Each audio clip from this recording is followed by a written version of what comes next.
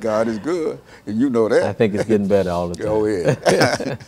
Okay, but really, so what we'll do, we'll talk about this political participation. And I want you to go into it, Brother Dockery, you know, and bring in your stuff as much as you possibly can, but, you know, don't. I understand. You understand. Because African-American political participation.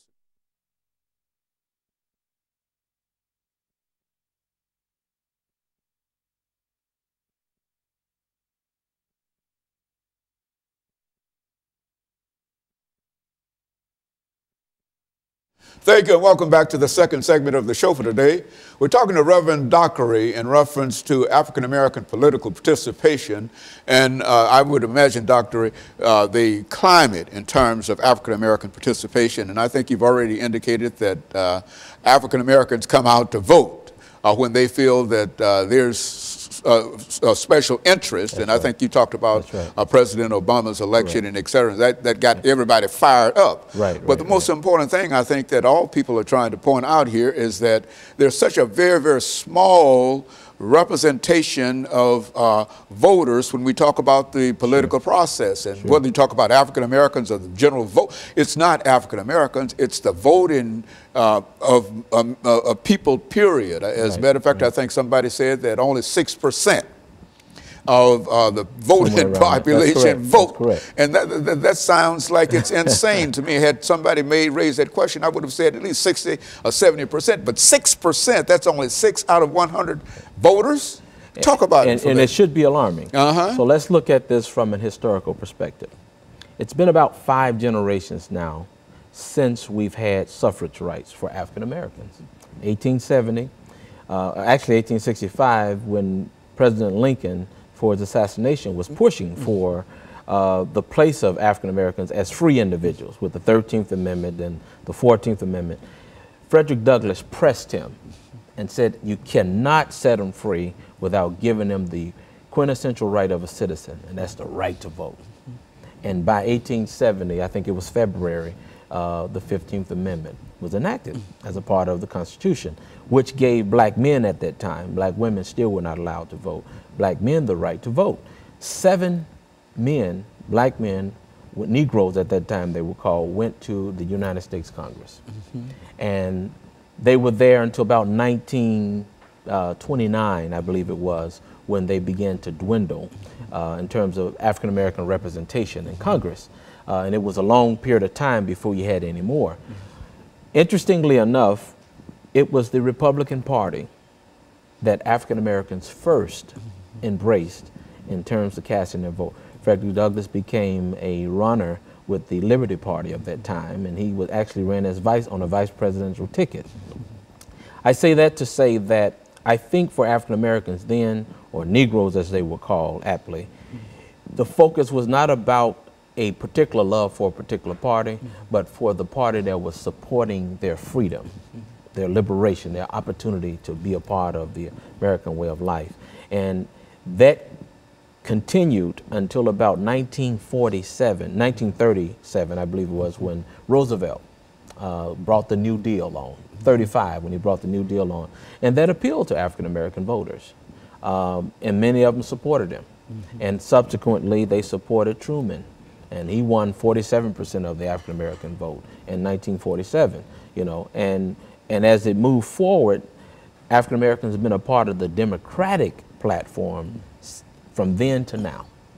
Over the years, many of them, certain movements in the 60s and what have you, the Voters' Rights Act, it was supposed to try to do what the 15th Amendment was not doing very well. Right? Give black folk, bring black folks out in political participation. Extend them the opportunity to actually be a viable part of America through the right to vote. Now, a lot of people say, even to me as a minister, why would you be interested in politics? Well, the truth of the matter is, Black's Law Dictionary defines citizenship as being a member of a political community. So if you live in the United States of America and you're a citizen, if you're going to be heard, if you're going to be respected, if you're going to be a part, you must avail your rights as a citizen, and voting is a quintessential right to express that.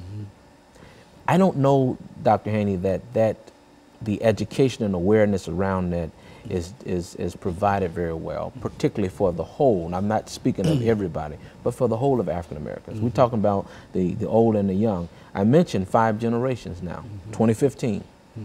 We still find ourselves questionably left out of the political process, by and large. And largely because certain generations did not pass down the essence and the importance of using that, being aware. I think it's important to have voter registration, absolutely. And we saw that during the 60s with SNCC and groups like that. But it's equally important to have voter education and organization, because that's what they had as well. We've lost that. Now, when President Obama came along, of course, riding under the Democratic ticket, great things in the party, African Americans saw my mother, my mother-in-law, my dad, and others in a certain generations, they saw a grand opportunity to put an African American in the White House. And we seized that. That happened. But if we're intellectually honest, there are many people now who voted then who have been disappointed to realize that there's, economically in many ways for African Americans, educationally for African Americans, socially, and even politically, nothing has changed. But it wasn't on President Obama alone. If there was appropriate education and organization, specifically on the African American subgroup, I believe we could have sustained that bump greater. And today what we're seeing is this apathy that comes from being disappointed. And so in a real sense, there has to be much more activity in terms of organizing and educating African Americans for political participation, excuse me, regardless of who might be running for an office, which is to say that not to simply go out and vote for anybody, but to be aware of participation and to understand that if you don't participate, then you can't say too much about those individuals who have been elected. You can, but you won't be taken very seriously. Now, when you speak, now we've seen other subgroups, such as the LGBT group and Hispanic group. They have brought themselves together and established a well-defined agenda. And they put that on the table for political candidates vying for their vote. It's clear where they stand. There's no ambiguity whatsoever about it.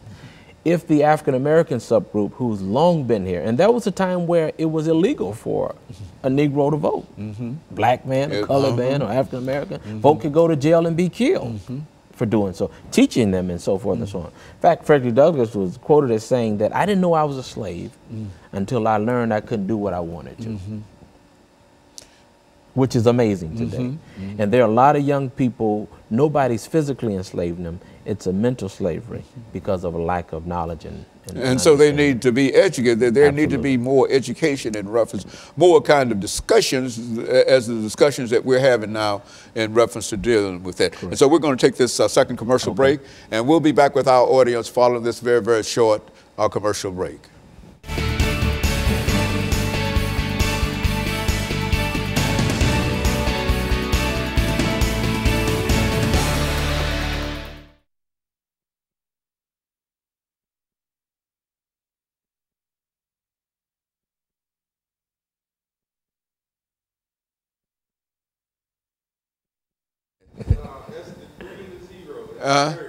Is that what it is? That's third. This is 3.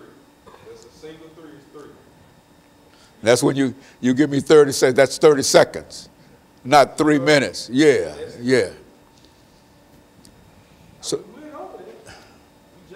yeah, well, we'll have to capture it next time around. How many we got out about 20 seconds too early or what? I mean, they just added it, but I didn't know if that's what you wanted to do. That's what I want you to do, but I didn't. No, not what I'm doing. What you doing? I'm doing what you asked me to do. You just didn't take my cue that time. I didn't tell you. Sure didn't. I didn't. I thought you had given me a 3-minute cue earlier. Yeah. And yeah. Well, I was still keeping up with that 3 minutes. Yeah. So you got to wind. So that's what I'm saying when I rap. That's what that. That's wrapping it up. Wrapping it up. You see this? That means you got time. Anytime you see a hand not doing this, that means you got some time. But I don't know how much time I have. 30. All right, let's go through it. 5, 4, 3, 2, 1. 30, wrap. After 30 years. It's been a while. Hasn't it? Well. Yeah, that's okay. That's I got it. You good to go? Yeah, I'm good to go. I'm good to go. And so now we got about 10 minutes for this last segment, right? Yeah, this is the longest. This is the longest segment, okay. And I got out of those about 20 seconds too early. Is that right? Somewhere in there. Yeah, 20. Yeah, good. That's good. I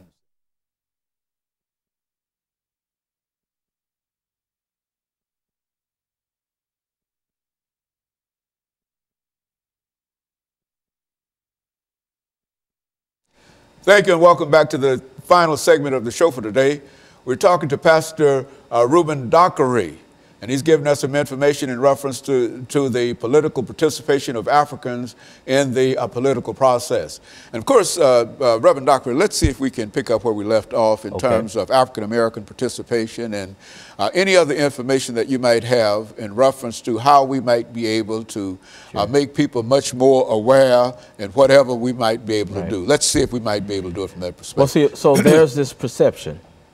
And, you know, people's realities are based on their perception of what's real, and their experience. That voting is not for us. Who is us? Black people, African Americans. When Jesse Jackson ran for president in 1984, 85 I believe it was, a lot of people questioned his viability as a candidate and his sincerity and things of that nature.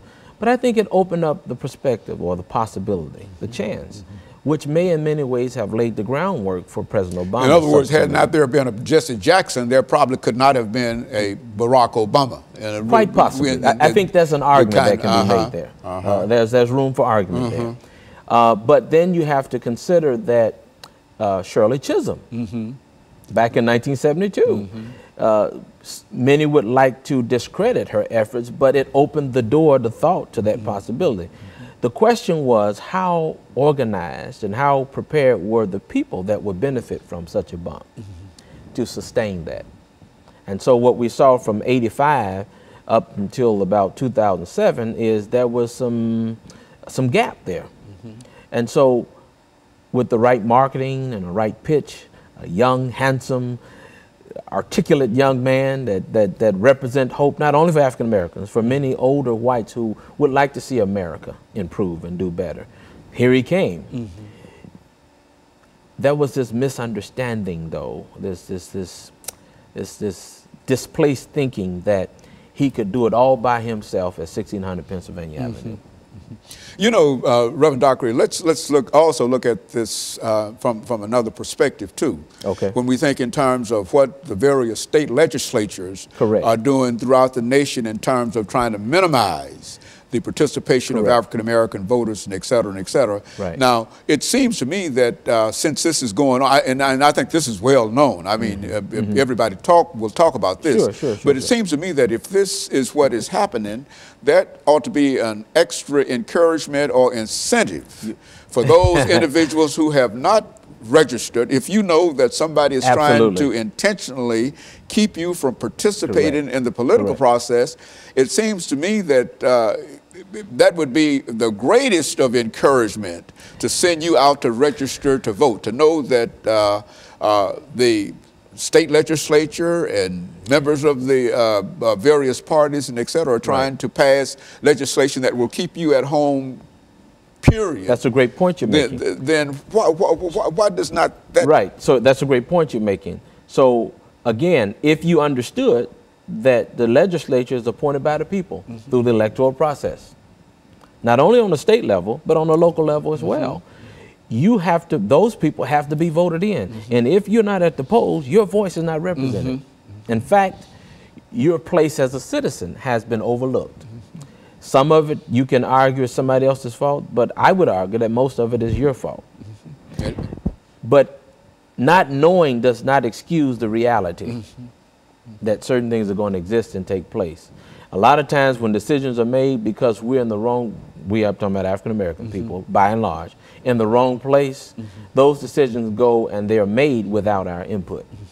So what we have to do as religious organizations, the church has historically been the place that African Americans have looked to for that guidance. I think there's some room to improve on that, to go back and bring that back, you know, particularly for young people. 18 years old was between 18 and 25, that was the average age of voters that really represented that 97% African American vote for President Obama. Right? 18 to 25, 18 to 25. Very, very young that's right. Participation. And interestingly enough, when you look at the polling data, that's where the dip is. And it's young people, for the most part, who are no longer who stopped participating. Yes, and not only is that true in reference to this election, but it's true in reference to many of the elections prior to President Obama. And we have an election here in Davidson County coming up on August the 6th. The question is, and it's expected that 6% that national projection, it's expected that that's going to hold true again. So you're going to be looking at a new mayor and practically new council.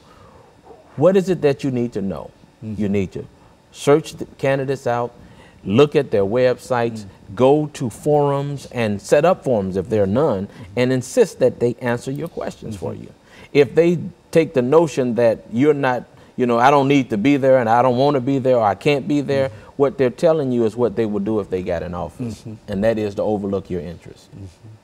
And so Africans and all those other individuals who might wish to see a different political arena might be able to affect that if they got out and participated in the political process. And let me say this, Doc, briefly.